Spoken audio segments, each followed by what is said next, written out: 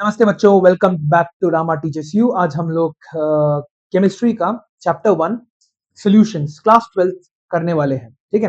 हाँ, हम लोगों ने ऑलरेडी एक दो वीडियोस बना के रखा हुआ है। आज हमारा टॉपिक जो शुरू होने वाला है वो है एजोट्रोप्स। ठीक है। एजोट्रोप्स क्या क्या होते हैं ये हम लोगों को समझना है। The binary mixtures, liquid mixtures having the same composition in liquid and vapor phase and that boils at a constant temperature are called azeotropes. What are azeotropes? जिनका boiling point same होता है.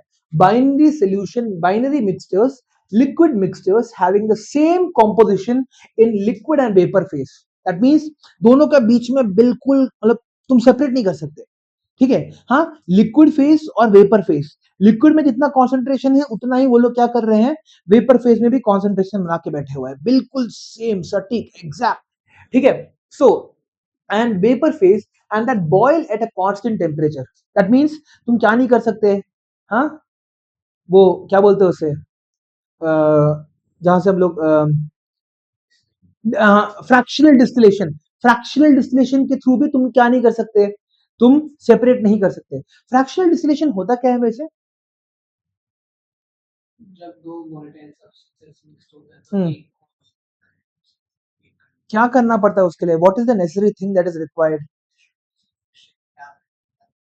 एग्जैक्टली, दोनों के दोनों liquids के बीच में एक sufficient boiling gap, boiling point का गैप होना चाहिए। ठीक है। नाउ इनके पास क्या है, इनके पास सेम बॉइलिंग पॉइंट है, सेम वेपर और क्या बोलते हैं लिक्विड फेस है। नाउ ऐसे ऐसे तुम्हारे जो लिक्विड्स होते हैं उनको हम लोग क्या बोलते हैं, एजोट्रोप्स। ठीक है। Now in such cases it is not possible to separate the components by fractional distillation. There are two types of azeotropes called minimum boiling point and maximum boiling point azeotropes. ठीक है। सो इन दोनों के बारे में study करते हैं थोड़ा बहुत। ठीक है। Now the azeotrope distils over as if they are pure liquid. That means जब तुम्हारा जो वेपराइज करते हो, दोनों के दोनों एक साथ एक तरह से वेपराइज हो जाते हैं। They behave as if they are one solution, not two different solutions. उनका boiling point, vapour phase, liquid phase सब कुछ सेम होने के कारण they behave as your twin. जैसे एक काम कर रहा है वैसे ही दूसरा भी काम करेगा, बिल्कुल एक सेम आइडियल सिंगल लिक्विड की तरह वो ऊपर जाते हैं तुम्हारे वेपराइज होते वक्त। ठीक है। सो मिनिमम बॉइलिंग एजोट्रोप्स क्या होते हैं? The non-ideal solution which shows a large positive deviation from Rolle's law form minimum boiling azeotropes at specific composition.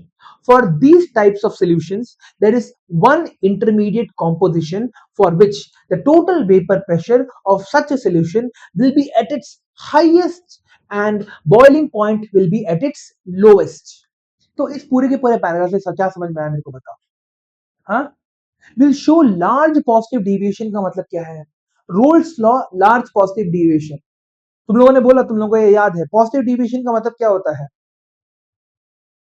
दो ऐसे लिक्विड्स जो साथ में रहना अच्छा, उनको अच्छा नहीं लगता, वो क्या करते हैं, वो वेपराइज हो जाते हैं। They would rather vaporise and separate themselves and be as far apart as possible. जहां पे तुम्हारा कर्व स्ट्रेट की जगह ऊपर की तरफ बल्ज होता है।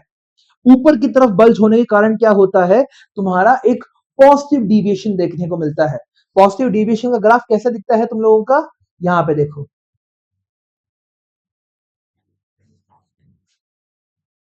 ये रहा पॉजिटिव डेविएशन देखने को मिल रहा है। दोनों के दोनों लिक्विड्स तुम्हारे एक कंटेनर के अंदर रहने से रिफ्यूज कर देते हैं।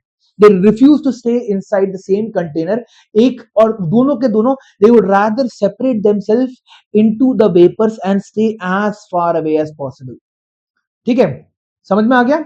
नाउ यहां पे क्या हो रहा है, नेगेटिव डेविएशन के अंदर क्या हो रहा है, उनकी दोस्ती इतनी अच्छी हो गई, दो लिक्विड्स जो तुमने अपने कंटेनर के अंदर डाले थे उनके बीच में अट्रैक्शन या फिर दोस्ती इतनी अच्छी हो गई, ताकि इसका मतलब क्या हुआ, दोस्ती अच्छी हो गई, nobody wants to leave as a vapour. Vapour की तरह कोई बाहर निकलना नहीं चाहता, जिसके कारण तुम्हारा ओवरऑल वेपर प्रेशर क्या हो जाता है, कम हो जाता है। तो इसी को हम लोग बोलते हैं पॉजिटिव वेपर डेविएशन और नेगेटिव वेपर डेविएशन। पॉजिटिव और नेगेटिव। क्लियर है ये बात? अच्छे से 100% अंडरस्टैंड हो रहा है? लॉजिक ब्रेक नहीं हो रहा तुम लोगों का? साथ में रहोगे। अब देखो सिंपल सी बात है। हाँ, एक रूम के अंदर तुम और तुम्हारे दुश्मन हो, would you want to stay in that room? नहीं ना? हाँ, नहीं रह पाओगे। Someone has to leave the room. या तो तुम दोनों के दोनों ही बाहर निकल जाओगे। You would want to stay as far away as possible. Liquid form में तो हो नहीं पाता, लिक्विड फॉर्म में करीब करीब रहना पड़ेगा। तो क्या करते हो तुम? वेपर फॉर्म में बाहर निकल जाते हो। ठीक है, पॉजिटिव डेविएशन देखने को मिल रहा है। अब तुम और तुम्हारा दोस्त, बेस्ट फ्रेंड, ठीक है, बेस्ट फ्रेंड तुम्हारा, वो तुम दोनों एक रूम में हो। ठीक है, हाँ, और तुम्हारे सामने फीफा रखा हुआ है। ठीक है, दैट इज PS5 रखा हुआ है, फीफा रखा हुआ है। तुम्हें सेपरेट होने के लिए थोड़ा प्रॉब्लम होगा। हाँ, हाँ, तुम दोनों खेलते रहोगे, खेलते रहोगे, खेलते रहोगे, खेलते रहोगे। एक दिन, 2 दिन, 3 दिन, 4 दिन, मतलब ऐसे क्या सब कुछ तुम्हारे पास है। You wouldn't want to separate, right? हाँ, बिल्कुल, तुम उस गेमिंग मोड के अंदर चले जाओगे जहां पे तुम्हें टाइम जाते हुए भी नहीं दिखेगा। सो घर से बाहर निकलना क्या हो जाएगा? कम हो जाएगा। हाँ, तुम्हारा दोस्त बिल्कुल क्या बोलते हैं, बैठ के खेलते ही जा रहे हो, खेलते ही जा रहे हो, खेलते ही जा रहे हो, है ना? तो ऐसे सिचुएशन में क्या होता है, तुम्हारा नेगेटिव डेविएशन होता है। जब एक दो पार्टिकल्स के बीच में इंटरेक्शन इतना ज्यादा अच्छा हो जाता है कि वो वेपराइज होने से मना कर देते हैं। नहीं नहीं, हम वेपर फॉर्म में नहीं, हम वी आर खुश, we are happy in the liquid mixture itself. तो positive deviation, negative deviation revise हो गया। चलो आगे बढ़ते हैं। सो यहां पे क्या हो रहा है? The non-ideal solutions which show a large positive deviation from Rolle's law. Positive deviation याद आ गया? Form minimum boiling point azeotropes at specific composition. Minimum boiling point azeotropes. For these types of solution, there is an intermediate composition for which the total vapor pressure of such a solution will be the highest. Highest, that means दोनों के दोनों इतने एक दूसरे से नफरत कर रहे हैं कि वो बस कंटेनर से बाहर निकल के भागना चाहते हैं। You just want to go out of the container. इसके कारण क्या हो रहा है? तुम्हारा वेपर प्रेशर जो है बहुत ज्यादा अधिक हो जा रहा है। It is becoming too large, it's becoming too massive, है ना? और ऐसे पॉइंट पे क्या होता है? तुम्हारा बॉइलिंग पॉइंट कम हो जाता है। खुद सोच के देखो, जब तुम एक पानी को, ठीक है, पानी को जब तुम पहाड़ों में लेके जाते हो, तो तुमने कभी नोटिस किया है, कभी कोई तुम लोग पहाड़ में गए हो? माउंटेन्स, कोई माउंटेन एरिया में पोस्टिंग हुआ है तुम लोग का? नहीं हुआ? हम्म? रहने तो गए होगे, शिमला, जम्मू, इन सभी एरियाज में। पानी तुम्हारे 100 डिग्री में बॉयल नहीं करता, 80 डिग्री, 90 डिग्री, 70 डिग्रीज में कोई भी बॉयल करता है। वेपर प्रेशर बहुत कम रहता है। ठीक है, सो तुम्हारा वेपर प्रेशर इतना ज्यादा हो चुका है वहां पे, ये दोनों के दोनों चीजें they hate each other so much कि वो लोग they are ready to become vaporised at a at a at a temperature lower than their boiling point. At a minimum point पे वो लोग बॉयल करके भागने के लिए तैयार है वो लोग, है ना? समझ में आ गया? Okay, now for these types of solution there is an intermediate composition for which the total vapor pressure of such a solution will be the highest and the boiling point will be the lowest. So positive deviation वाले solutions के जो azeotropes होते हैं उनका vapour pressure maximum होगा एक certain composition में, boiling point minimum होगा। ethanol water mixture of fractional distillation gives a solution containing approximately 95% by volume of ethanol. After achieving this composition, no further separation occurs as the liquid and the vapor have the same composition. इसलिए दारू बनाने के वक्त हमारा क्या होता है? 95% distillation में कम हो जाता है, खत्म हो जाता है, फिनिश। 95% के ऊपर तुम्हारा अल्कोहल को कॉन्संट्रेट करना बहुत ज्यादा मुश्किल होता है, क्योंकि 95% तक क्या हो रहा होता है? एथेनॉल पहले जल्दी से बॉयल करके चले जाता है। एथेनॉल सेपरेट इटसेल्फ, पानी को बचा के एथेनॉल जो है तुम्हारा सेपरेट आउट हो जाता है। मगर आफ्टर वाइल क्या होता है? तुम्हारा पानी साथ ही साथ निकलने लग जाता है। दोनों का दे हैव रीच सच, पानी और एथेनॉल का एक कॉम्पोजिशन आ गया है जिसमें 95% एथेनॉल है, 5% पानी है। They behave as one single solution. ठीक है, हाँ, they behave as one single solution. उसके बाद तुम्हें सेपरेट करना मुश्किल है, क्योंकि उनका वेपर फेज और लिक्विड फेज बिल्कुल सेम हो चुका है। अगर तुम उसे बॉईल करोगे, दोनों के दोनों साथ में निकल जाएंगे। समझ में आ गया? सो मैक्सिमम बॉइलिंग एज़ोट्रोप्स, ठीक है, अंडरस्टूड? ये वाला लॉजिक समझ में आया है? हाँ, next, the non-ideal solutions which show a large negative deviation from Rolle's law. Negative deviation मतलब एक दूसरे के साथ बहुत बहुत करीब दोस्ती, ठीक है, एक दूसरे के साथ बहुत बहुत करीब दोस्ती, जिसके कारण वो they would rather stay in a liquid phase than a vapour phase, जिसके कारण ओवरऑल वेपर प्रेशर तुम्हारा कम हो जा रहा है, ठीक है। They form maximum boiling point azeotropes. सोच के देखो, इनको अगर बॉयल कराना है क्या करना पड़ेगा, बॉइलिंग पॉइंट को इंक्रीज करना पड़ेगा, तो मैक्सिमम बोल देते हैं हम लोग। सो for this solution showing these types of deviation, there is an intermediate composition for which the vapor pressure of the solution is the lowest. vapor pressure तुम्हारा कितना है, lowest हो चुका है। they would rather stay as a liquid, एक liquid की तरह एक दूसरे के साथ रहना पसंद करेंगे, compare to as a vapour, दूर दूर वेपर की तरह रहेंगे तो क्या होगा, their distances will increase and they don't want that, ठीक है। They want to stay in the liquid phase, जिसके कारण क्या हो रहा है, तुम्हारा वेपर प्रेशर बहुत ज्यादा कम हो जा रहा है। अब वेपर प्रेशर कम हो गया तो क्या करना पड़ेगा तुम्हें, तुम्हारा बॉइलिंग पॉइंट तुम्हारा बढ़ जाएगा, you have to increase your boiling point, ठीक है। So for this solution showing these types of deviation, there is an intermediate composition for which the vapor pressure of the solution is the lowest, vapour pressure क्या है, lowest है, and boiling point is the highest, ठीक है। Azeotropes formed by nitric acid and water have approximate composition of 68% nitric acid and 32% water by mass, boil at 393.5 Kelvin।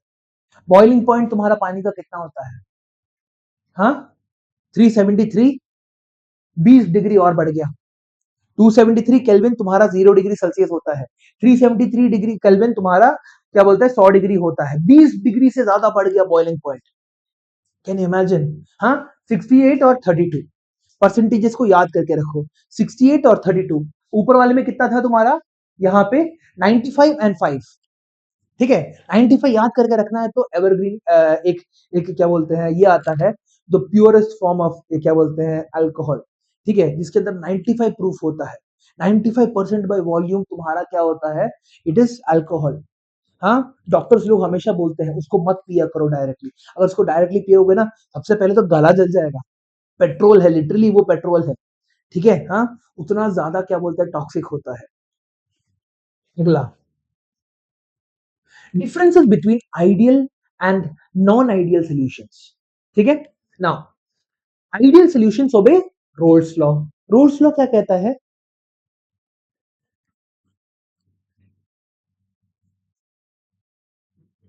Class से पहले मैंने क्या कहा था, टोटल प्रेशर नहीं नहीं नहीं नहीं, हाँ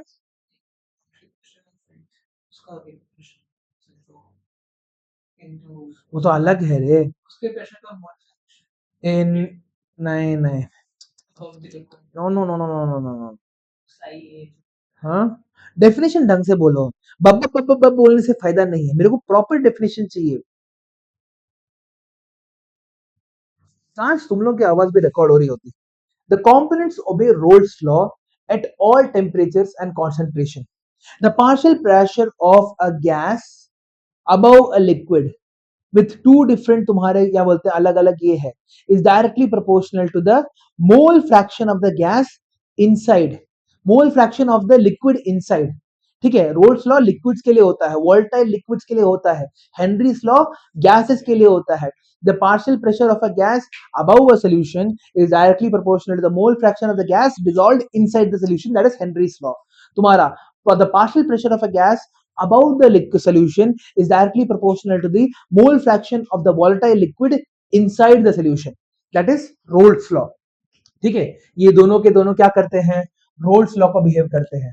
नॉन आइडियल सॉल्यूशंस क्या होते हैं, या दे आइदर पॉजिटिवली डिविएट या फिर नेगेटिवली डिविएट कर देते हैं, they do not follow Raoult's law. On mixing there is no enthalpy change, that is तुम्हारा कोई हीट ना ही बाहर निकल रहा है ना ही कोई हीट तुम्हारा अंदर जा रहा है। दूसरे केस में क्या होता है तुम्हारा, on mixing there is an enthalpy change, या तो तुम्हारा हीट बाहर निकल के आएगा, अगर बहुत ज्यादा करीब है वो लोग एक दूसरे के, बहुत ज्यादा करीब है तो क्या होगा, पोटेंशियल कम हो जाएगी, इसका मतलब क्या है एनर्जी तुम्हारा बाहर निकल जाएगा।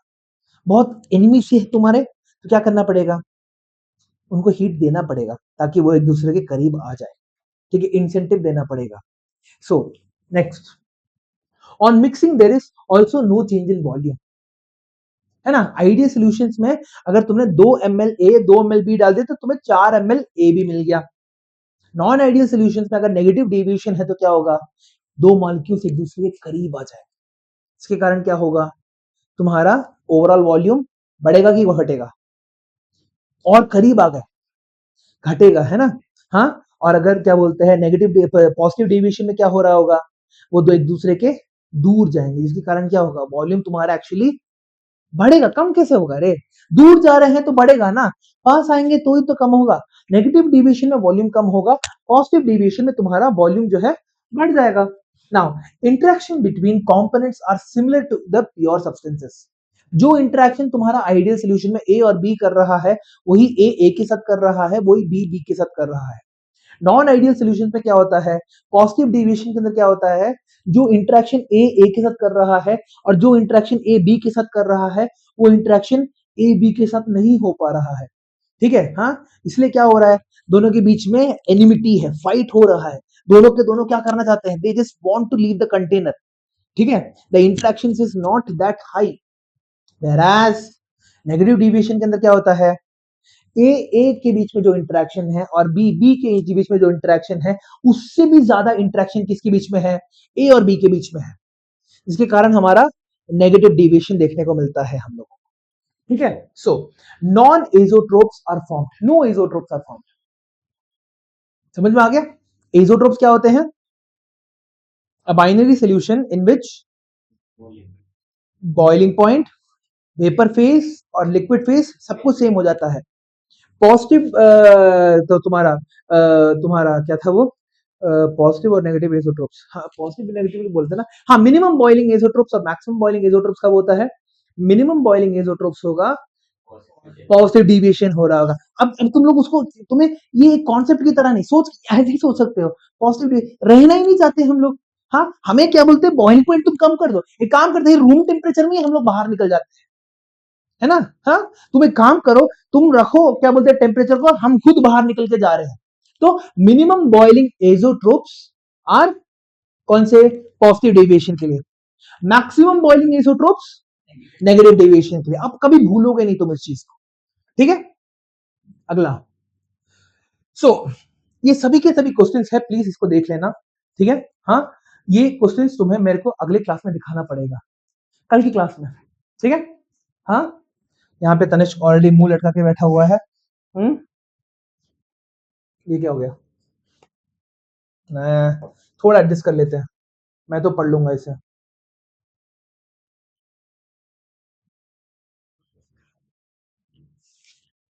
The word colligative properties is obtained, originated from Latin, in which uh, it means, यहाँ पे co means together and ligate means to bind. So bind together. The properties of solutions which depend only on the number of solute particles uh, with irrespective of their nature position क्या लिखा है यहाँ पे, nature relative to, अरे तुम लोगों के सामने बुक नहीं लाए, ठीक है, ओके फाइन, ठीक है। हाँ, इरेस्पेक्टिव ऑफ देयर क्या है ये, रिलेटिव नंबर ऑफ पार्टिकल्स, हाँ, it's dependent on the relative number of particles present in the solution are called colligative properties. these are these important, these are some of the important colligative properties, okay।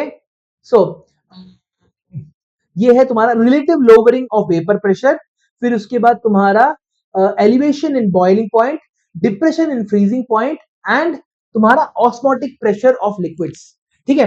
सो ये चारों सभी के सभी, थोड़ा बस पहले के केस में थोड़ा सा हम लोगों को ये करना था, okay. Relative lowering of vapour pressure कैसे होता है देखते हैं, ठीक है। वेपर प्रेशर क्या होता है तुम्हारा, the pressure exerted by a liquid on top of the liquid, ठीक है। जो वोलेटाइल लिक्विड जो तुम्हारे ऊपर जितना वेपर प्रेशर क्रिएट कर रहा है उसी को हम लोग क्या बोलते हैं। Now we have studied that on adding non volatile solutes to a solvent the vapor pressure of the solution decreases, ठीक है। Now Rolt established that relative lowering of vapor pressure depends only on the concentration of the solute particles and it is independent of their identity. ठीक है? हाँ, तुम्हारे पास क्या होता है, जब भी तुम एक लिक्विड के अंदर एक नॉन वॉलेटाइल सोल्यूट को ऐड करते हो तो क्या होता है, तुम्हारा ओवरऑल वेपर प्रेशर कम हो जाता है। क्यों? देखो, तुम्हारा कोई लिक्विड को अगर बाहर निकलना है तो क्या करना पड़ेगा? हाँ, सरफेस एरिया होना पड़ेगा उसके पास। हाँ, अब क्या होता है, हाँ, तुम्हारे पार्टिकल्स जो है, जब तुम शुगर या फिर यूरिया डालते हो, पार्टिकल्स ऊपर अपने आप को ब्लॉक कर देते हैं। ठीक है? सो जो सरफेस एरिया तुम्हारे लिक्विड के पास था, अब वो क्या हो जाता है, कम हो जाता है। ठीक है? अगर तुम्हारा सरफेस एरिया कम हो गया तो बाहर कैसे निकलोगे, है ना? सरफेस एरिया अगर तुम्हारा कम हो गया तो बाहर कैसे निकलोगे? एक सेकेंड। सो जब हम लोग यूरिया को या फिर शुगर को हम लोग पानी में मिलाते हैं, हमारा ओवरऑल सरफेस जो है वेपराइजेशन के लिए कम हो जाता है, जिसके कारण हमारा वेपर प्रेशर भी कम हो जाता है। अब ये वेपर प्रेशर कितना कम हो रहा है, कैसे कम हो रहा है, वो सब कुछ हमें जानना है। ठीक है? Now let x1 is the mole fraction of the solvent and x2 is the mole fraction of the solute. हो गया, सब कर दिया मैंने। ठीक है? So let x1 is the mole fraction of the solvent and x2 is that of the solute. P1 naught is the vapor pressure of the pure solvent and P is that of the solution. Now since solute is non volatile, हमें उसके उड़ने के बारे में फर्क नहीं है, वो कोई अपना खुद का प्रेशर क्रिएट नहीं करेगा। जो सोल्यूशन के ऊपर जो प्रेशर होगा वो किसके कारण होगा, सिर्फ और सिर्फ सॉल्वेंट के कारण होगा, सॉल्वेंट के कारण होगा बस। ठीक है? So the vapor pressure of the solution P1 will only be due to the solvent. Thus, according to Rolle's law, P1 is equal to P1 naught x1 या फिर P is equal to P1 is equal to P1 naught x1 के बराबर हो गया। Now, the reduction in the vapor pressure of a solvent is given as what? Delta P is equal to P1 naught, जब तुम्हारा pure solution था, सिर्फ और सिर्फ प्योर सोल्यूशन था, उस समय कितना वेपर प्रेशर आ रहा था, माइनस अब तुम्हारा जो सोल्यूशन तुमने बना दिया है, कोई भी सोल्यूट डाल के जो तुमने सोल्यूशन बनाया है, उसका वेपर प्रेशर कितना है, P1। So P1 not minus P1 naught x2 sorry x1, P1 naught x1 हो गया, तो तुम्हारे पास क्या मिला, P1 नॉट को बाहर निकाल दिया, 1 minus xi, therefore xi is equal to, तुम्हारा x1 is equal to 1 minus x2 या फिर x2 is equal to 1 minus x1, therefore delta P1 is equal to what, P1 naught x2 के बराबर हो जाएगा तुम्हारे पास। अब यहां पे देखो, फिर से दिखाता हूं मैं तुम लोग को। ठीक है? I will show it to you once more. So तुम्हारे पास क्या दे रखा हुआ है, it has been given that P1 naught is the vapour pressure of the pure solvent। तुम्हारा प्योर सॉल्वेंट का वेपर प्रेशर है ये। ठीक है? हाँ, फिर उसके बाद तुम्हारे पास x1 is equal to mole fraction of solvent, x2 is equal to mole fraction of solute, है ना? x1 is mole fraction of solvent, x2 is the mole fraction of the solute. Now P1 according to Rolle's law, P1 की value क्या हो जाएगी, P1 not x1। ठीक है? So P1 is equal to P1 not x1, where P1 is equal to what, the partial pressure exerted by the solvent after the addition of the solute। Solute के add करने के बाद तुम्हारा जो partial pressure अब नया निकल के आया है वो है P1 is equal to P1 naught x1। अब तुम्हारा relative lowering of vapour pressure कितना हो जाएगा, delta P is equal to कितना हो जाएगा तुम्हारे पास, पहले ज्यादा किसके पास, ज्यादा कौन है, P1 नॉट ज्यादा है कि P1 ज्यादा है, प्योर सॉल्वेंट का वेपर प्रेशर ज्यादा है कि सोल्यूशन का मिक्सचर सोल्यूशन का वेपर प्रेशर ज्यादा है? प्योर क्या? प्योर वाले का P1 नॉट, सही है, मेरे को लगा तुम P1 बोल रहे थे। P1 not minus P1 is equal to P1 not minus P1 naught X1 हो गया, है ना? Now is equal to P1 naught 1 minus X1 हो गया। हमको पता है for a binary solution X1 plus X2 की वैल्यू हमेशा क्या होती है? दो मोल फ्रैक्शन की वैल्यू क्या होती है? 1, एग्जैक्टली। सो X2 क्या हो जाएगा मेरा? 1 minus x not, sorry 1 minus X1, है ना? तो इसको हम लोग यहां डाल देते हैं, delta P is equal to P1 naught multiplied by mole fraction of the solvent solute. ठीक है, so what is the relative lowering? The relative lowering of vapor pressure depends on क्या? The partial the pressure of the pure solvent, partial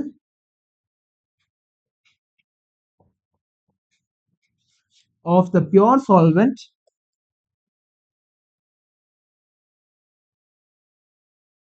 multiplied by क्या? The mole fraction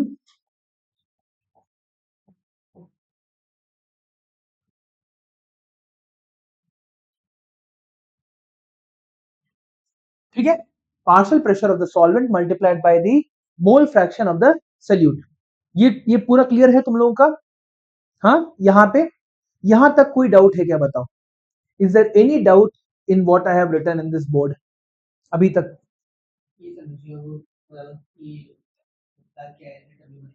हाँ, relative lowering of vapour pressure, अब समझ के देखो। ठीक है, तुमने एक बकेट लिया, बकेट के अंदर बिल्कुल डिस्टिल्ड पानी रखा हुआ है, बिल्कुल डिस्टिल्ड पानी रखा हुआ है। वो जो है कंटेनर के ऊपर एक सर्टेन वेपर प्रेशर क्रिएट कर रहा है, क्लोज कंटेनर है, तुम्हारा वेपर प्रेशर अंदर उस कंटेनर के अंदर आ रहा है उस डिस्टिल्ड पानी के कारण। अब तुमने ऐसा एक और कंटेनर लिया जिसके अंदर सेम अमाउंट ऑफ पानी भर के रखा हुआ है, मगर उसके अंदर तुम क्या कर रहे हो? थोड़ा नमक डाल दे रहे हो। नमक डालने के कारण क्या हो रहा है? अब वो तुम्हारा ऊपरी सरफेस में उतना ज्यादा गैप मिल नहीं रहा है, जिसके कारण क्या हो रहा है? तुम्हारा वेपर प्रेशर कम हो रहा है। कितना वेपर प्रेशर कम हुआ? उसी को हम लोग बोलते हैं the relative lowering of vapour pressure. Exactly, solute के कारण कितना वेपर प्रेशर तुम्हारा कम हुआ, उसी को हम लोग क्या कहते हैं? The vapour pressure of the solution, relative vapour relative lowering of the vapour pressure of the solution. अगला, नेक्स्ट, ये बात अच्छे से समझ में आ गई? नाउ हमारे पास क्या हो जाएगा?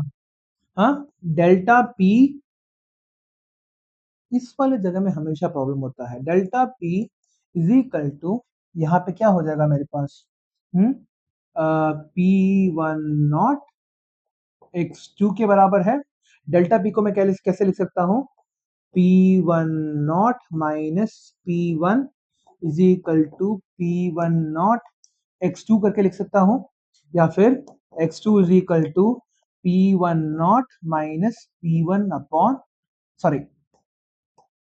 Upon P1 naught. ये एक और फॉर्मूला निकल के आ गया। ये दोनों के दोनों फॉर्मूलास तुम्हारे अच्छे से इंपॉर्टेंट है। मोल फ्रैक्शन ऑफ X2, ठीक है, मोल फ्रैक्शन ऑफ X2। सो इसे हम लोग बोलते हैं relative lowering of vapour pressure. The expression written on the right side of the above equation 1 is called relative lowering of vapor pressure. It depends upon the number of moles of solute or solvent, but does not depend on the nature of the solvent. तुम urea डालो, तुम sugar डालो, तुम salt डालो, अगर तुम्हारा mole fraction same निकल के आ रहा है, अगर तुमने 1 मोल ऑफ यूरिया डाल दिया या फिर 1 मोल ऑफ शुगर डाल दिया, ठीक है, अगर तुम्हारी क्वांटिटी बिल्कुल सेम है, अगर तुम्हारा मोल फ्रैक्शन बिल्कुल सेम है, तो तुम्हारा वेपर प्रेशर लोअरिंग क्या हो जाएगा? सेम हो जाएगा, ठीक है। So it depends on the number of moles of a solute and solvent, but does not depend upon their nature. Hence, it is called a colligative property. इसी को ही हम लोग बोलते हैं colligative property. नंबर पे डिपेंड करता है, actual तुम्हारा कौन सा सोल्यूशन डाल रहे हो, कौन सा सोल्यूट डाल रहे हो, किस तरह का सोल्यूशन बनाना चाहते हो, उन सब चीजों में तुम्हारा ये डिपेंड नहीं होता है, ठीक है। In a solution in a solution containing several non-volatile solutes, the lowering of vapor pressure depends on the sum of the mole fraction of the different solutes. अलग अलग solutes कितने तुमने ऐड किए, जैसे तुमने क्या, तुमने 2 मोल्स ऑफ यूरिया डाल दिया, 3 मोल्स ऑफ शुगर डाल दिया, 1 मोल सॉल्ट डाल दिया, तो इन सभी का जो क्या वो तुम्हारा टोटल नंबर ऑफ मोल्स जो तुम ले रहे हो उसको तुम्हें क्या करना पड़ेगा, you will have to take that into consideration. अब एक बात बताओ, जितना ज्यादा तुमने सल्यूट डाला, ठीक है, जितना ज्यादा तुमने नॉन वॉलेटाइल सल्यूट तुम्हारे सोल्यूशन के अंदर डाला है, तो will the vapour pressure increase और डिक्रीज? डिक्रीज करेगा वेपर प्रेशर, क्योंकि तुम्हारा डेल्टा पी तुम्हारा बढ़ रहा है, चेंज इन वेपर प्रेशर तुम्हारा बढ़ रहा है। Change in vapour pressure is equal to what, P1 naught x2 के बराबर होता है। So change in vapour pressure अगर तुम्हारा बढ़ रहा है with the increase in number of solute particles, इसका मतलब क्या है, तुम्हारा वेपर प्रेशर लो होते जा रहा है। P1 नॉट माइनस P1 तुम्हारा बढ़ रहा है, देयरफॉर तुम्हारा जो ओवरऑल वेपर प्रेशर है इट इज लोअरिंग डाउन, कम होते जा रहा है, कम होते जा रहा है, कम होते जा रहा है। समझ में आ गया? अगला, now hence it is a colligative property. Relative lowering of vapor pressure is colligative property while lowering of vapor pressure is not. ठीक है, हाँ, जो तुमने एक्चुअल वेपर प्रेशर लोअर किया है that is not a colligative property. Relative lowering of vapour pressure is a colligative property. P1 जो है वो लोअर प्रॉपर्टी नहीं है, P1 से जो P1 नॉट जा रहा है उसमें जो तुम्हें कमी देखने को मिल रही है वो एक कॉलिगेटिव प्रॉपर्टी है। ये एमसीक्यू में बहुत बार आया भी है। Which of the following is a colligative property, the change in vapour pressure, the relative change in vapour pressure is a colligative property. P1 जो तुम्हारा फाइनल निकल के आया वो वेपर प्रेशर वो तुम्हारा कॉलिगेटिव प्रॉपर्टी है ही नहीं, ठीक है।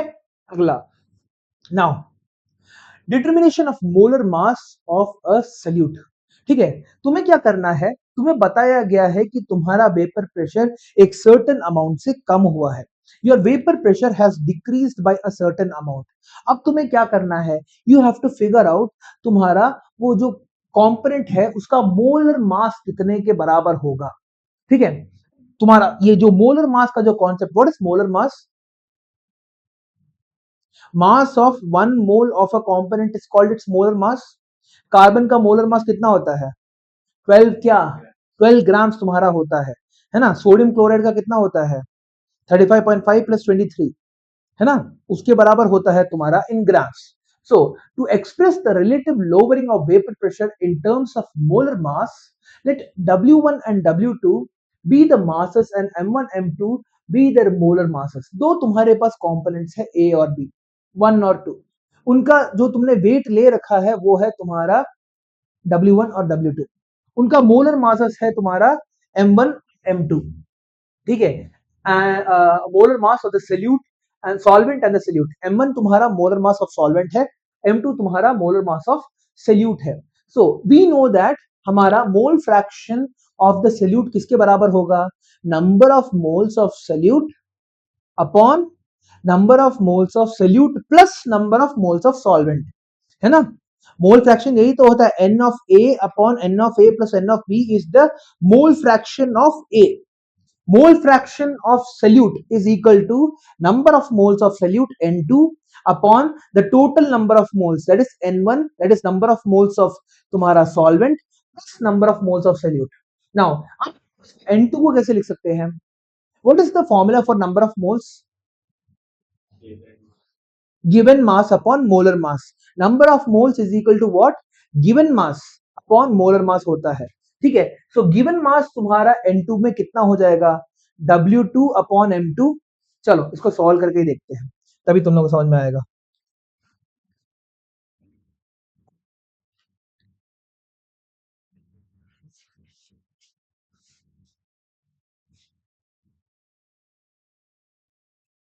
ओके,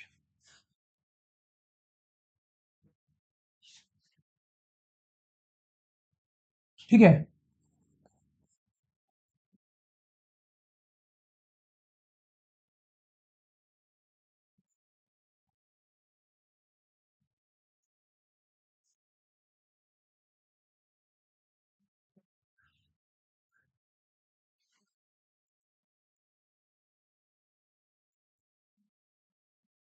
यार क्या कर रहा हूँ?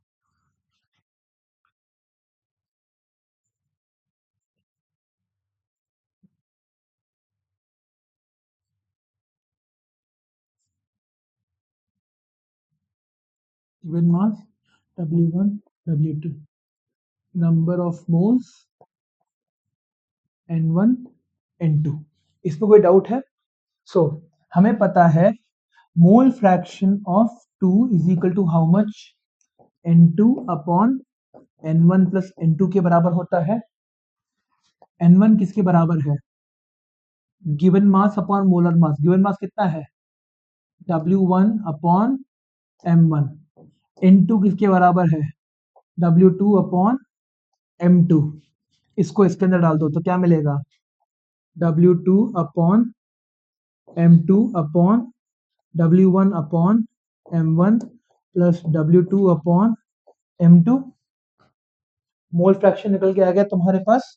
सो x2 को हम लोग और कैसे सॉल्व कर सकते हैं यहाँ पे? W1 upon M1 plus W2 upon M2। तो मेरे को एक बात बताओ, ये जो W2 अपॉन M2 क्या है तुम्हारे पास? Is the number of moles of क्या? सल्यूट। तो नीचे हम लोग क्या लिख सकते हैं? कैन आई से दैट यहाँ पे W number of moles of solute solvent is much greater than number of moles of solute लिख सकता हूं मैं?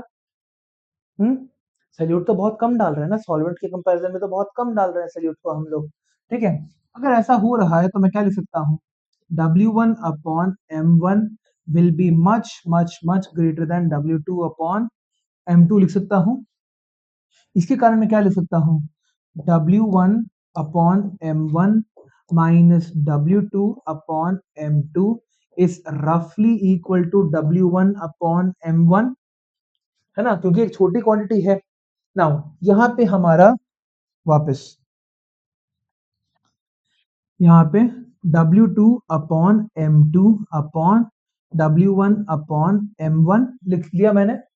इसको मैं कैसे लिख सकता हूँ? W2 W1 W2 upon W1 multiplied by M1 upon M2 लिख सकता हूँ। ये हो गया मेरा मोल फ्रैक्शन यहाँ पे। अब इस फॉर्मूला को मेरे को किस में डालना है? मेरे पास, मेरे को पता है delta P is equal to क्या होता है? P1 नॉट x2 के बराबर होता है। अब डेल्टा P का फॉर्मूला क्या है मेरे पास? What is the formula for delta P?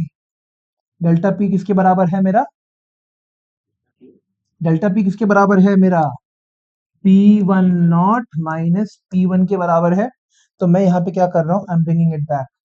P1 not minus P1 upon P1 naught is equal to x2 is equal to W2 M1 upon W1 M2। हाँ कि ना? अब यहाँ पे मैं और क्या लिख सकता हूँ? यहाँ पे therefore therefore मेरा क्या हो गया? what did happen? यहाँ पे मेरे पास मोलर मास M2 निकालना है मेरे को। सो M2 की वैल्यू क्या हो जाएगी? P1 not minus P1 upon P1 naught multiplied by W1 upon W2 multiplied by M1। हाँ कि ना? है ना? सो यही हमारा फॉर्मूला निकल के आता है। सो यहाँ पे हमारे पास क्या हो जाएगा? एक सेकंड रुको, नहीं नहीं रुको रुको, हाँ यार उल्टा कर दिया मैंने, M1 का निकाल के कर दिया मैंने, sorry.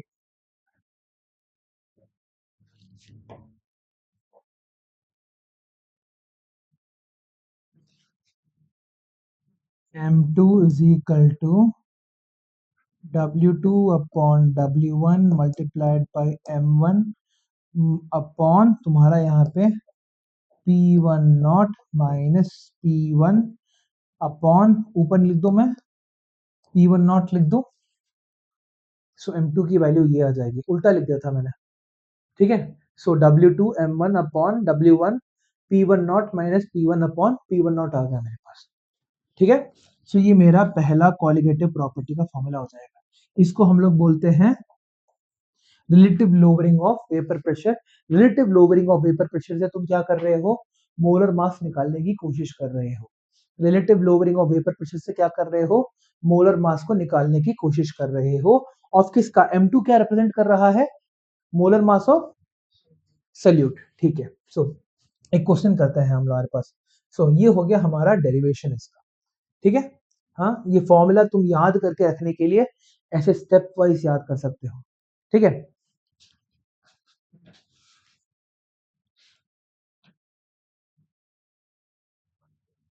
So, an aqueous solution of 2% non-volatile solute exerts a pressure of 1.004 bar at normal boiling point of the solvent. What is the molar mass of the solute दे रखा हुआ है। अब हमें क्या पता है, M2 की वैल्यू क्या हो जाएगी तुम्हारे पास।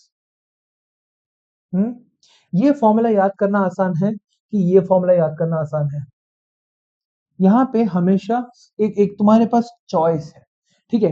ये वाला फॉर्मूला याद करके रखना चाहते हो, या फिर तुम यहाँ पे delta P is equal to तुम्हारे पास P1 नॉट x2 है, x2 की वैल्यू क्या है तुम्हारे पास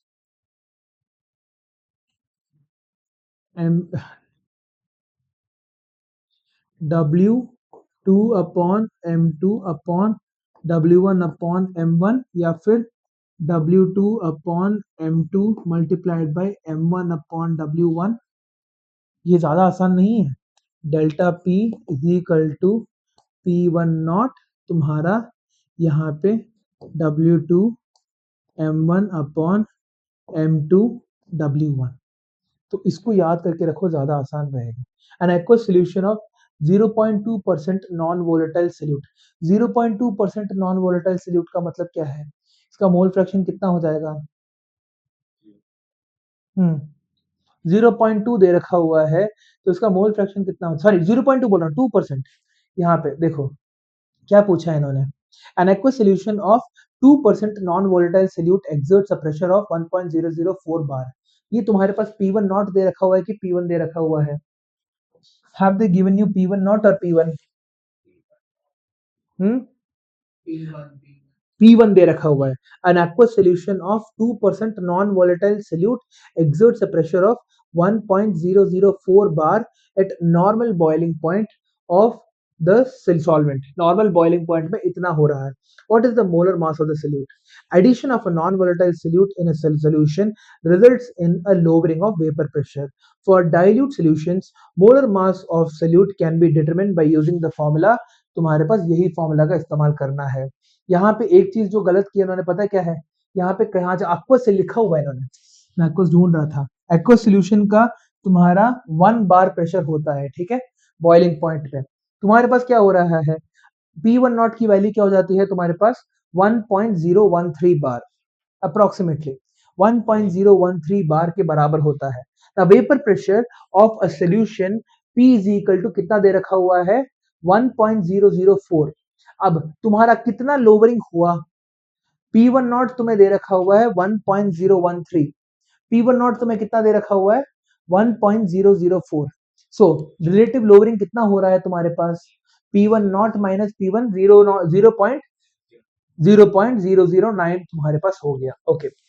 सो मास, अब हम लोगों को क्या करना है, 2% नॉन वोलेटाइल सोल्यूट दे रखा हुआ है। इसका मतलब क्या है पता है, जब भी तुम्हें परसेंटेज दे रखा हो, मासस ना दे रखे हो, तो हम लोग क्या इमेजिन कर सकते हैं, हमारे पूरे के पूरे सोल्यूशन का जो मास है वो 100 ग्राम के बराबर है, ठीक है। जब परसेंटेज दे रखा होता है तो हम लोग क्या करते हैं, हम इमेजिन करते हैं कि हमारा जो पूरा का पूरा जो सोल्यूशन है उसका मास कितना है 100 ग्राम।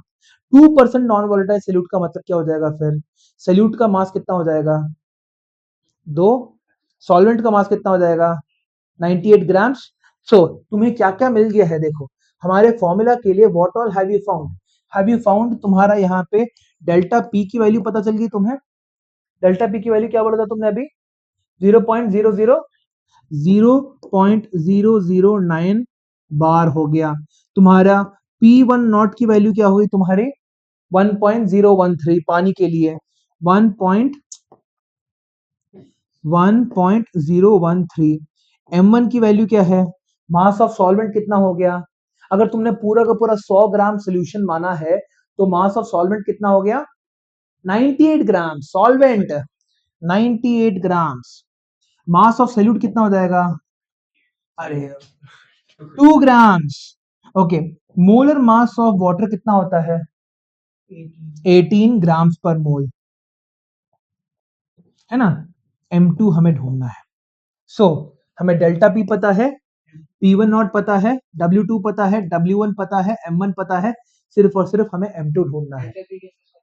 हाँ, डेल्टा पी देखो ना, हमारे पास बॉइलिंग पॉइंट में प्रेशर कितना आ रहा था, 1.004। पानी का ओरिजिनल प्रेशर कितना होता है, 1.013 बार होता है, जिसी को हम लोग 1 एटमॉस्फेयर बोलते हैं। 1.013 बार 1 एटमॉस्फेयर। तो तुम्हारे पास क्या हो गया, यहाँ पे इसको हम लोगों को इसके साथ 1.1 एटमॉस्फेयर वो गलत है, ठीक है, मगर रफली तो तुम्हारे पास यहाँ पे M1 की वैल्यू क्या, सॉरी तुम्हारा P1 नॉट की वैल्यू मिल गई 1.013 बार,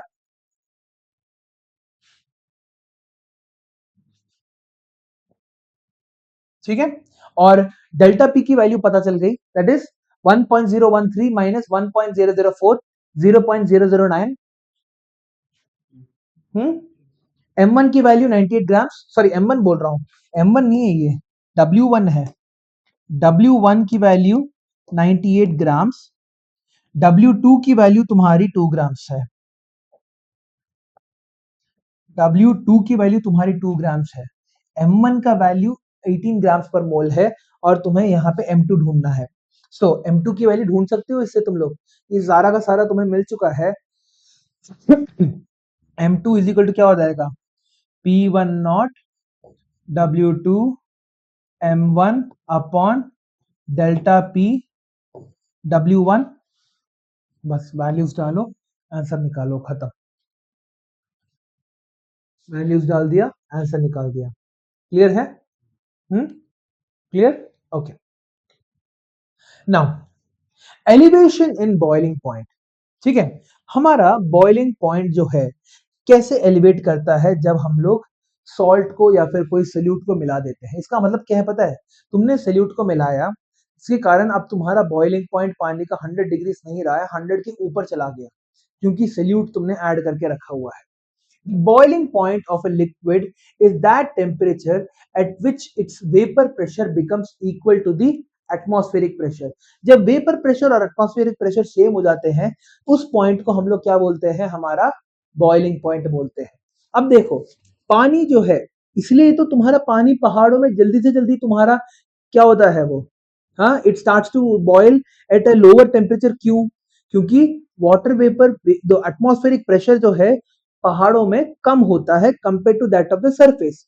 सरफेस पे इसलिए तुम्हारा बॉइलिंग पॉइंट कितना होता है पानी का, 100 डिग्री होता है, मगर जितना ऊपर जाओगे उतना क्या होगा, एटमॉस्फेरिक प्रेशर कम होते जाएगा, कम होने के कारण क्या होगा, तुम्हारा बॉइलिंग पॉइंट भी कम होता जाएगा, 70 डिग्री 60 डिग्री। पानी गर्म नहीं होगा, पानी बॉयल हो रहा होगा, मगर पानी तुम्हारा गर्म नहीं होगा। सो what is the boiling point, boiling point एक ऐसा पॉइंट है जहां पे तुम्हारा जो वेपर प्रेशर और एटमॉस्फेरिक प्रेशर जब एक दूसरे के बराबर हो जाते हैं, उस पर्टिकुलर पॉइंट को हम लोग क्या बोलते हैं, द बॉइलिंग पॉइंट। अब देखो generally the vapour pressure of a liquid increases with the increase in temperature, जितना ज्यादा टेम्परेचर बढ़ाया उतना ज्यादा तुम्हारा वेपर प्रेशर बढ़ा। The boiling point of water is how much, 373.15 kelvin के बराबर होता है, या फिर 100 degree Celsius. Because at this temperature the vapor pressure of water is 1.013 bar, ठीक है, ये नंबर तुम्हें याद करके रखना है, 1.013 बार के बराबर होता है। याद है पिछले क्वेश्चन में दे नहीं रखा था, it is something that you need to remember, ठीक है। However, the vapor pressure of the solvent decreases in the presence of a non volatile solute, Example, the vapor pressure of an aqueous solution of sucrose is less than 1.013 bar at 373.15 kelvin. सोच के देखो तुम्हारे पास क्या है। इससे पहले तुमने क्या पढ़ा? Relative lowering of vapour pressure पढ़ा तुम लोगों ने। इससे पहले यही तो पढ़ा, relative lowering of vapour pressure तुम लोगों ने पढ़ा। Relative lowering of vapour pressure के अंदर क्या हो रहा था? जैसे ही तुम एक सल्यूट को अपने एक सोल्यूशन के अंदर डिसॉल्व कर रहे थे, व्हाट वाज हैपनिंग? तुम्हारा ओवरऑल वेपर प्रेशर कम हो रहा था। अब तुमने क्या कर रखा है? तुम्हारा सुक्रोज एक सल्यूट है, पानी के अंदर जब तुम उसे बॉईल कर रहे हो, उसका वेपर प्रेशर ये सल्यूट क्या कर दे रहा है? कम कर दे रहा है। मगर कोई चीज तुम्हारी तभी बॉईल करती है जब तुम्हारा वेपर प्रेशर और एटमॉस्फेरिक प्रेशर दोनों एक दूसरे के बराबर हो जाए। वेपर प्रेशर और एटमॉस्फेरिक प्रेशर जब तुम्हारे एक दूसरे के बराबर हो जाते हैं, उसी पॉइंट को हम लोग क्या बोलते हैं? बॉइलिंग पॉइंट बोलते हैं। अब तुमने क्या कर रहा है? शुगर जो है, जब तुम उसे 100 डिग्री सेल्सियस लेके चले गए, शुगर सोल्यूशन को 100 डिग्री सेल्सियस लेके चले गए, वो 1.013 बार हुआ ही नहीं। वो 1.013 बार के बराबर हुआ ही नहीं। तो तुम्हें क्या करना पड़ा? टेम्परेचर को और ज्यादा बढ़ाना पड़ा। 101, 102 तक लेके चले गए, ताकि क्या हो? तुम्हारा वो पानी जो है उसका वेपर प्रेशर और बढ़ जाए। टेम्परेचर इंक्रीज करते वक्त हमारा वेपर प्रेशर बढ़ता है। टेम्परेचर को इंक्रीज करते वक्त हमारा क्या बढ़ता है? वेपर प्रेशर बढ़ता है ना? टेम्परेचर इंक्रीज करते वक्त हमारा वेपर प्रेशर बढ़ता है। So because at 100 degree Celsius sugar solution, that is sugar और वाटर का सोल्यूशन, वॉज उसका जो वेपर प्रेशर बन के आ रहा था वॉज नॉट इक्वल टू 1.013। तुम्हारा बॉइलिंग पॉइंट रीच नहीं हुआ था। तो तुम्हें क्या करना पड़ा? टेम्परेचर को थोड़ा और इंक्रीज करना पड़ा। टेम्परेचर को थोड़ा और इंक्रीज करने के कारण क्या हुआ? तुम्हारा वेपर प्रेशर थोड़ा और बढ़ गया, 1.013 के बराबर हो गया, फिर तुम्हारा पानी बॉयल होने लगा। समझ में आ गया? तो तुम्हारे पास अगर प्योर डिस्टिल्ड वाटर है, वो क्या करेगा? सरफेस के, अर्थ के सरफेस में वो 100 डिग्रीज में अपना बॉइलिंग टच कर देगा। मगर अगर उसमें तुमने चीनी, नमक, शुगर, यूरिया, इसमें से कोई भी चीज डाल के रखा हुआ है, तब क्या होगा? 100 डिग्रीज में क्या वो बॉईल करेगा? 100 डिग्री से क्या करना पड़ेगा तुम्हें? थोड़ा और बढ़ाना पड़ेगा कि कम करना पड़ेगा? बढ़ाना पड़ेगा, है ना? बढ़ाने के कारण क्या होगा? तुम्हारा अब वेपर प्रेशर एटमॉस्फेरिक प्रेशर के बराबर हो चुका होगा। वेपर प्रेशर और एटमॉस्फेरिक प्रेशर एक दूसरे के बराबर होने के कारण क्या हुआ? बॉइलिंग पॉइंट टच हो गया। सो जो तुमने अपना टेम्परेचर जो बढ़ाया है, उसी को हम लोग क्या बोलते हैं? The increase in boiling point. उसी जो इंक्रीज इन टेम्परेचर जो हम लोगों ने किया, 100 डिग्री से usually less than a degree होता है। मोस्ट यूजफुल केस के लिए लेस देन अ डिग्री के बराबर ही होता है। और वो जो लेस देन अ डिग्री तुम्हारा बढ़ा ना, हाँ, that is very very important. समझ में आ गया? That less than a degree value is what increase in boiling point means. समझ में आया? So, the vapor pressure of an aqueous solution of sucrose is less than 1.013 bar at 373 Kelvin. In order to make the solution boil, its vapor pressure must be increased to 1.013 by raising the temperature above the boiling point of the pure solvent. पानी के temperature से ज्यादा हमें बढ़ाना पड़ा, पानी के original boiling point से ज्यादा हमें टेम्परेचर बढ़ाना पड़ा। So we can say that when a non volatile solute is added to a solvent, the boiling point of a solution is always higher than that of the pure solvent. Boiling point तुम्हारी बढ़ जाती है। ठीक है? Okay, a solution of 1 mole of sucrose is 1000 gram in 1000 grams of water boils at 373.52 Kelvin. 373.15 पे original पानी boil करता है। मगर तुमने क्या किया? 1 मोल चीनी क्या डाल दी? वो क्या कर रहा है? 1 मोल चीनी डालने पर उसका बॉइलिंग पॉइंट किससे बढ़ गया? हाँ, 15 से 52 हो गया, है ना? 15 से 52 हो गया तुम्हारा। Now this difference in the boiling point of a solution TB and pure solvent TB naught is called the elevation in boiling point delta TB। ठीक है? ये डेल्टा, ये जो TB है वो क्या है? 373.52। TB नॉट क्या है? 373.15 एक्चुअल तो increase the boiling point of तुम्हारा solution minus actual boiling point of water gives you what increased boiling point of solution minus actual boiling point of solvent gives you the elevation in boiling point. इसी को हम लोग क्या कहते हैं elevation in boiling point. So boiling point हमारा elevate क्यों हुआ क्योंकि वेपर प्रेशर कम हो गया था 100 डिग्री में हमारा जो सोल्यूशन का वेपर प्रेशर था वो कम हो गया था तो उसे इंक्रीज करने के लिए 1.013 तक लाने के लिए हमें क्या करना पड़ा टेम्परेचर को बढ़ा. क्लियर है ये बात. So the elevation in boiling point depends on the number of solute molecules rather than the nature. अब अगर तुम क्या बोलते हैं 1 मोल ऑफ यूरिया डाल दो या फिर 1 मोल ऑफ चीनी डाल दो, अगर तुम्हारा 1 मोल ही डाल रहे हो एग्जैक्टली 1 मोल डाल रहे हो तो दोनों का बॉइलिंग पॉइंट सेम रहेगा. ठीक है, दोनों का जो बॉइलिंग पॉइंट है वो तुम्हारा सेम रहेगा. ठीक है, elevation in boiling point depends on the number of the solute molecules rather than the nature. The given figure depicts the variation of vapor pressure of a pure solvent and a solution as a function of temperature. जब तुम्हारा solvent जो था solvent ये 1.013 बार या फिर 1 atmosphere जो pressure है ये टच करने के लिए तुम्हारा सॉल्वेंट जो है प्योर सॉल्वेंट पहले इस टेम्परेचर को टच कर दे रहा है. जो सॉल्वेंट है तुम्हारा पहले ही इस टेम्परेचर को टच कर दे रहा है. टेम्परेचर के स्केल में देख रहे हैं, देखो पानी जो है यहां पे क्या कर रहा है 3 ये जो पॉइंट है ये जो पॉइंट है 373.15 डिग्री सॉरी डिग्री बोल रहा हूं केल्विन के बराबर है.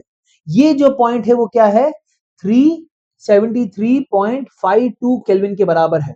तो दोनों के दोनों क्या कर रहे हैं जैसे जैसे तुम टेम्परेचर को बढ़ाते जा रहे हो उनका वेपर प्रेशर तो बढ़ रहा है मगर प्योर सॉल्वेंट अपना वेपर प्रेशर कम टेम्परेचर में उसके खुद के बॉइलिंग पॉइंट के टेम्परेचर में हिट कर देता है. कौन सा टेम्परेचर हिट करता है एटमॉस्फेरिक प्रेशर का टेम्परेचर एटमॉस्फेरिक प्रेशर हिट कर देता है एट अ लोअर टेम्परेचर. मगर जो सोल्यूशन है तुम्हारा वो क्या करेगा थोड़ा टाइम लेगा थोड़ा डिले करके अपने टेम्परेचर हायर टेम्परेचर में वही तुम्हारा एटमॉस्फेरिक प्रेशर हिट करेगा. सॉल्वेंट जो है तुम्हारा लोअर टेम्परेचर में हिट कर जाएगा सोल्यूशन जो है तुम्हारा हायर टेम्परेचर में हिट करेगा. ठीक है, both of them are hitting this 1.013 दोनों के दोनों तुम्हारा वेपर प्रेशर हिट कर रहे हैं बट अलग अलग टेम्परेचर्स में हिट कर रहे हैं बस. और ये जो डिस्टेंस है ना हाँ इसी को हम लोग क्या बोलते हैं ये delta TB minus TB naught क्या हो जाएगा तुम्हारा फिर elevation in boiling point. This difference ये जो डिफरेंस है दोनों के बीच में इसी को हम लोग क्या बोलते हैं the elevation in boiling point. Clear है ये बात. दोनों के दोनों को कितना ये डेल्टा टीबी वैल्यू सोल्यूशन को और ज्यादा टेम्परेचर बढ़ाना पड़ा. कितना टेम्परेचर बढ़ाना पड़ा डेल्टा टीबी वैल्यू जितना टेम्परेचर बढ़ाना पड़ा to hit that atmospheric pressure. I hope ये क्लियर है. किसी को डाउट है ये बात में नहीं बिल्कुल क्रिस्टल क्लियर हो गया. हाँ क्लास खत्म होने का वेट मत करो डाउट है पूछो. I can extend this to a different class all together. ठीक है जो भी डाउट है पूछ लो. तुम दोनों के शक्ल में लिखा हुआ है कि डाउट है. कहां पे किस लाइन में डाउट हो रहा है तनुष पक्का. हाँ ओके एग्जाम में देखता हूं मैं कूट कूट के मारूंगा अगर तुम लोगों का क्या बोलते गलत निकल के आता है तब. मैं एक्सप्लेन करने बोलूंगा किस तरह से तुम्हारा पहला तो सॉल्यूशन का थ्योरी बेस्ड एग्जाम होगा तुम्हारा. Okay experiments have shown that for dilute solutions के लिए the elevation in boiling point is directly proportional to the molar concentration of the solution in a molar concentration of a solute in the solution. अब ये जो delta TB की value है ये तुम्हारे molarity के साथ क्यों मैच कर रही है क्योंकि पहले वाले सेक्शन में हम लोगों ने बोला था मोलारिटी और नॉर्मैलिटी तुम्हारे टेम्परेचर डिपेंडेंट होते हैं. बॉइलिंग पॉइंट और मेल्टिंग पॉइंट में हम लोग किसके साथ डील कर रहे हैं बॉइलिंग पॉइंट और मेल्टिंग पॉइंट दोनों में हम लोग क्या कर रहे हैं टेम्परेचर के साथ डील कर रहे हैं.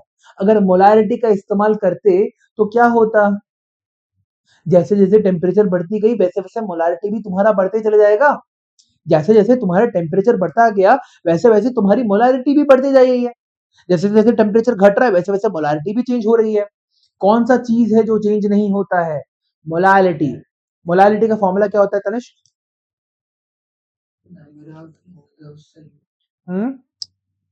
Number of moles of solute, हाँ, per KG of solvent. Very good.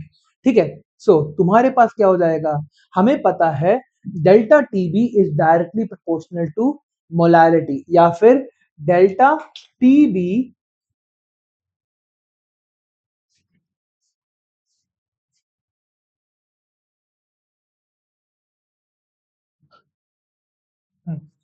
जो डेल्टा टीबी है, that is the increase in boiling point is directly proportional to the molality of the solute.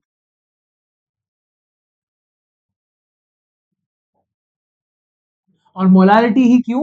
Because molality change नहीं करता है with respect to temperature. So delta T B is equal to K B multiplied by M हो गया। K B क्या हो जाएगा तुम्हारा? It is a proportionality constant. ये कांस्टेंट क्या है तुम्हारे पास? When m is the molality in the number of moles of solute dissolved in 1 kg of solvent and kb is the constant of proportionality known as the molal boiling point elevation constant। ठीक है, molal boiling point elevation constant. Molal देखो ऐसे याद करो, molal boiling point elevation constant. Molality को constant करने की कोशिश कर रहे हो, मोलल किसका? बॉइलिंग पॉइंट का। क्या हो रहा है? Elevation constant. सो केबी क्या है तुम्हारा? कांस्टेंट ऑफ प्रोपोर्शनैलिटी, जिसको हम लोग बोलते हैं KB is equal to molal boiling point elevation constant. Molal boiling point elevation constant. Molal molal MOL, sorry sorry sorry, molal. ठीक है, molal boiling point elevation constant. Now the unit of KB क्या हो जाएगा? केबी का ऐसा unit होता है KG तुम्हारा केल्विन केजी पर मोल। ठीक है, सो यहां पे तुम्हारा मोलालिटी का यूनिट क्या होता है? हाँ, अरे मोलालिटी का मोल्स पर केजी। ठीक है, तुम्हें क्या चाहिए? तुम्हें फाइनली केल्विन चाहिए। ठीक है, हमें पता है यहाँ पे डेल्टा टीबी का यूनिट होता है केल्विन। तुम्हारा मोलालिटी का यूनिट क्या हो जाएगा तुम्हारे पास? हाँ, मोल पर केजी। तो केबी का यूनिट क्या हो जाएगा तुम्हारा? केल्विन केजी पर मोल। समझ में आ गया कैसे याद करके रखना है? यूनिट्स एमसीक्यूज में पूछे जाते हैं, जस्ट रीअरेंज कर लो, तुम अपना यूनिट्स निकाल सकते हो। समझ में आ गया? So what is the SI unit of kb? Kelvin kg per mole।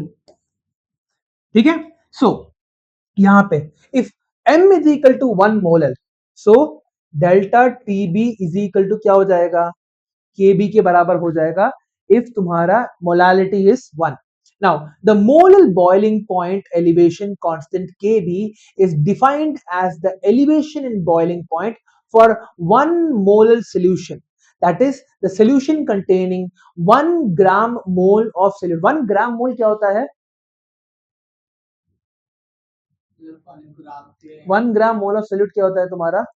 और 1 gram mole of solute dissolve in 100 gram of solvent का मतलब क्या है? 1 ग्राम में जितने मोल्स होते हैं। ठीक है, सो यहाँ पे 10 द मोलल बॉइलिंग पॉइंट को हम लोग क्या होता है? Molal boiling point is a proportionality constant. उसको हम लोग क्या बोलते हैं? Molal boiling elevation constant. ठीक है, मोलल बॉइलिंग एलिवेशन कांस्टेंट। अगर तुमने एलिवेशन एंड बॉइलिंग पॉइंट अच्छे से समझ लिया तो तुम्हारा डिप्रेशन एंड फ्रीजिंग पॉइंट बहुत आसान है, इसका सीधा उल्टा होता है। ठीक है, एलिवेशन एंड बॉइलिंग पॉइंट अगर तुमने समझ लिया तो depression and freezing point it is the same exact concept यहाँ पे। नाउ हम लोग अब क्या करने वाले हैं? हमें पता है delta T B is equal to किसके बराबर होता है तुम्हारा? K B multiplied by M के बराबर होता है। नाउ यहाँ पे m का वैल्यू फॉर्मूला क्या होता है? m is equal to number of moles of upon mass of solvent in KG, ठीक है, mass of solvent in KGs. तो इसको हम लोग लिख सकते हैं यहाँ पे number of moles of solute को कैसे लिख सकते हैं हम लोग, number of moles of solute क्या हो जाएगा तुम्हारे पास, चलो और उससे पहले थोड़ा बहुत और डिफाइन करते हैं, let m1 and w1 be the mass and sorry molar mass, क्या, हाँ, m1 w1 तुम्हारा mass and molar mass of solvent है, क्या, delta TB is equal to KBM, kbm होता है, मोलारिटी का फॉर्मूला होता है number of moles of solute upon mass of solvent in KG. तो मैं बोल रहा हूं यहाँ पे आई एम सेइंग कि फिर से लिखता हूं मैं तुम्हारे पास, पहले सॉल्वेंट सॉल्वेंट सोल्यूट का लिख देता हूं, so m2 is equal to molar mass of solute, w2 is equal to given mass of solute, m1 is equal to, m1 की जरूरत नहीं है एक्चुअली, मोलर मास ऑफ पानी नहीं चाहिए, w1 ही चाहिए हमारे पास, ये है तुम्हारा गिवन मास ऑफ सॉल्वेंट, ठीक है। हाँ, मान लेते हैं कि हमारा जो w1 है वो ग्राम्स में दे रखा हुआ है, ठीक है। So given mass of solvent in grams, so w1 in kg कितना हो जाएगा,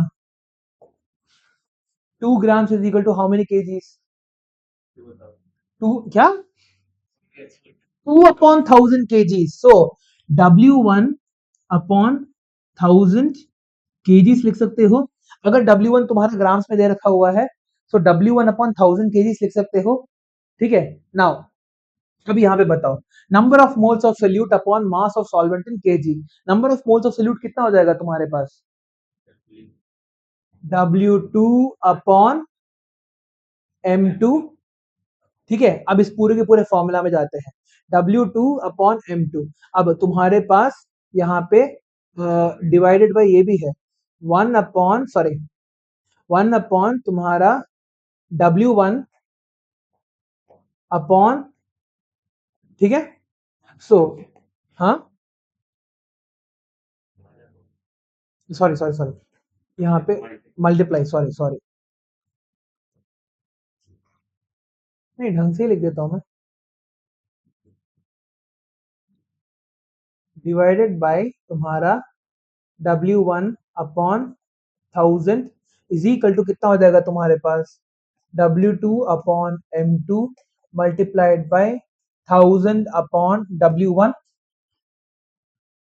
W2 upon M2 multiplied by 1000 upon W1 हो गया। अब delta TB is equal to KB multiplied by W2 upon M2 multiplied by 1000 upon W1, निकालना क्या है हमें, हमें M2 निकालना है, सो M2 की वैल्यू क्या हो जाएगी,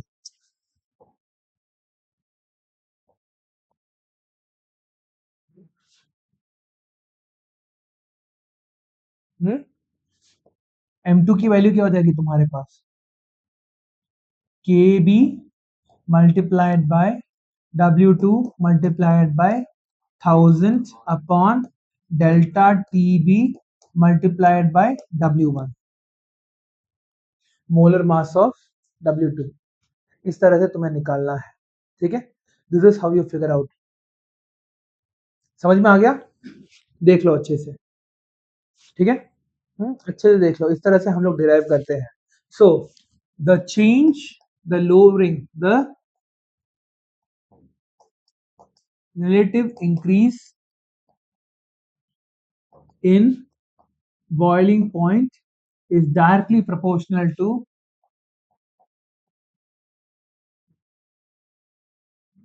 of the relative increase in boiling points is directly proportional to the molality of the solute, हाँ कि ना, ठीक है। तो यहां से हम लोगों ने हमारी कहानी को शुरू किया। So delta TB is directly proportional to M. Delta TB यहाँ पे हम लोगों ने सब कुछ लिख दिया। केबी क्या होता है तुम्हारा, फिर से molal Elevation, molal temperature, molal boiling elevation constant. अरे मोलल बॉइलिंग एलिवेशन कांस्टेंट, उल्टा जाओ ना, मोलल बॉइलिंग एलिवेशन कांस्टेंट। फिर ठीक है, delta TB is equal to K B multiplied by M. तो यहां पे जाओ, मोलल बॉइलिंग एलिवेशन कांस्टेंट, नाम तो अलग अलग नहीं कर सकते ना तुम लोग।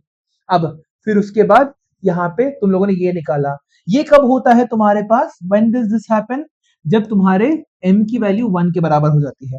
फिर उसके बाद हम लोगों ने डिस्क्राइब करना शुरू किया इस पूरे को। ठीक है, यहाँ पे हम लोगों ने क्या लिखा, we slowly started writing like this, delta TB is equal to K B multiplied by M. तो तुम्हारा ये पूरा का पूरा फॉर्मूला निकल गया। ठीक है, this is how you solve for the elevation in the boiling point. ठीक है, चलो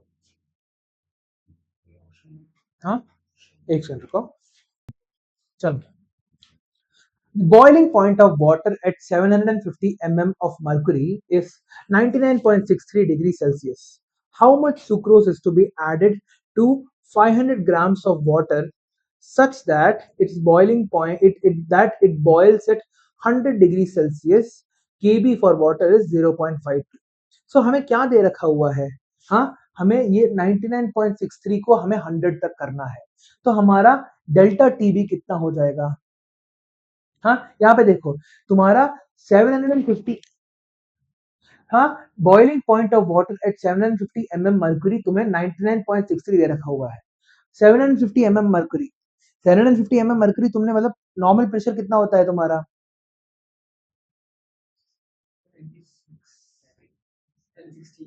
760 mm मर्क्यूरी। तुम्हारा यहाँ पे प्रेशर कम हो गया है, प्रेशर कम होने के कारण तुम्हारा बॉइलिंग पॉइंट क्या हो गया है, कम हो गया है। अब तुम्हें क्या करना है, कितना चीनी और डालोगे ताकि बॉइलिंग पॉइंट तुम्हारा 100 डिग्री हो जाए। ठीक है, that is what you have to do. तो डेल्टा टीबी निकाल सकते हो, what is delta TB, 99.63 100 100 minus 99.63 निकल के आ जाएगा तुम्हारे पास।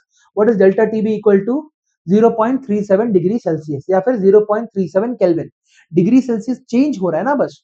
नाउ मोलल एलिवेशन कांस्टेंट केबी की वैल्यू क्या हो जाएगी तुम्हारे पास, 0.52 केल्विन केजी पर मोल, ये भी दे रखा हुआ है। ठीक है, मोलर मास ऑफ सिक्रोस निकाल सकते हो, तुम्हें इसमें W2 निकालना है, that's the thing, you just have to find W2। हाँ बोलो,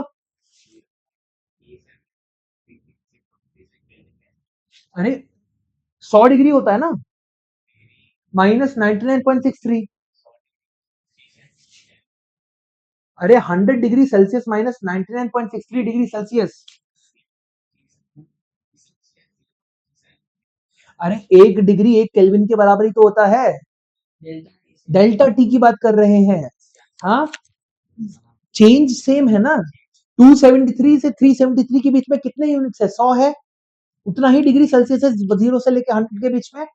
ठीक है, सो मोलर एलिवेशन कांस्टेंट केबी की वैल्यू दे रखी हुई है, मोलर मास निकाल सकते हैं, डब्ल्यू की वैल्यू W2 की वैल्यू निकालनी है। ठीक है, you need to find the M2 की वैल्यू कितनी है हमें पता करना है, M2 नहीं सॉरी W2, सब कुछ दे रखा हुआ है। देखो इसका फॉर्मूला तुम्हारा ऐसा होगा, हमको पता है कि delta T B is equal to क्या हो जाता है तुम्हारा, K B multiplied by molal mass.